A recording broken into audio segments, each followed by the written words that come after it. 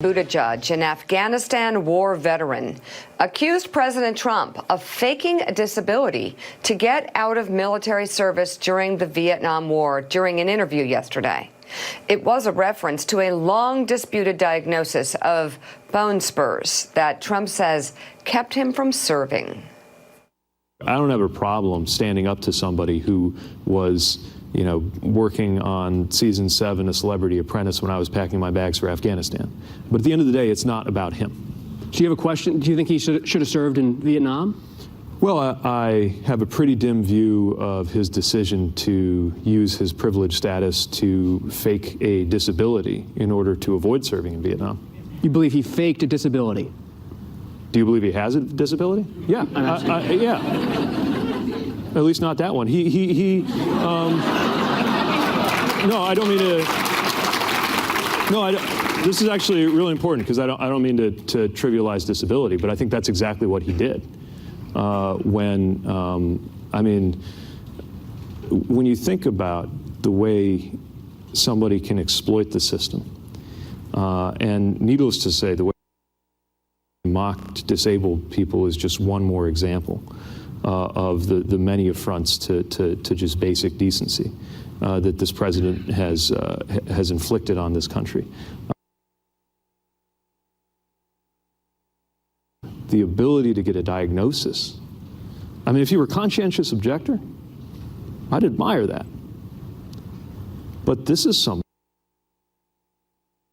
obvious to most of us.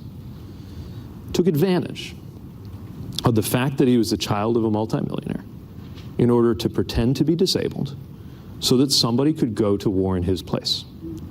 And I know that dredges up old wounds from a complicated time during a complicated war. But I'm also old enough to remember when conservatives talked about character as something that mattered in the presidency. And so I think it deserves to be talked about. So powerful. Michael Steele, so powerful. What Mayor Pete said was so powerful there. Also, though, the facts are particularly damning for Donald Trump. Mm-hmm. He can't really fight back that he dodged the draft and used his father's VIP doctor and lied to get out of Vietnam, and he can't do that. He can't hide the fact that on the day that he graduated from an elite Ivy League school that his very wealthy father got him into, that 40 young men died in Vietnam that very day. Well, Donald Trump had spent the last 4 years being a playboy on campus, playing golf, tennis, football, doing all the things that a very active, healthy college student would do. Another thing also that probably should be troubling for Donald Trump is the fact bone spurs don't go away. I mean, unless you have an operation or treat them. Was there a surgery? And yeah, if he has a surgery, perhaps we can see records of that or evidence of that. But we, of course, know he never had any surgery because he never had bone spurs. And he did, in fact, allow another working class American to go fight in his spot. And 40 people died just the very day he graduated from college.